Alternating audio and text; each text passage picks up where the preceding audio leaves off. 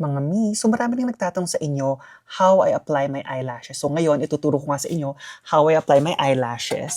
So unang-unang ginagawa ko, I would apply my eyelashes after I apply my eyeliner. So we're gonna be using the Kish Lash Couture Super Strong. Pagkatapos niyan, ang gagawin mo, ilalagay mo lang siya on top of your liner para ka lang maglalagay ng eyeliner din na ganyan.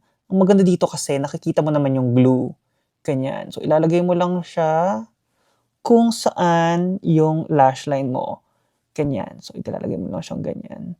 Okay lang na kumalat yan sa lashes mo kasi matutuyo naman siya. Alam mo yon. So, after nyan, we're gonna wait for like mga 30 seconds.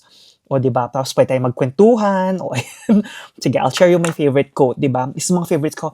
From experience, you learn to grow. From growing, you should learn how to give. And by giving, you let others experience life. So, thank you for letting me experience life as well sa mga comments niyo. Tapos, ito yung lashes natin. Recycled na to kasi hindi naman ako naglalagay ng mascara. Tapos, ang ginagawa ko dito, ilalagay ko na siya dyan muna sa may gitna. Ayan. After nyan, kita mo halos nakadikit na. I-connect ko na siya sa side with my hand. Yung ganyan. Tapos, kung happy na ako sa placement niya, ngayon, yung inner naman, gagamit ako ng tweezer. Pagkatapos niyan, I'll make sure, ganyan ko siya. Hindi ko makita. Ganyan ko siya. Lang, ano ba yan? Kung makita. Tapos niyan, ayan, lalagay mo na siya sa inner.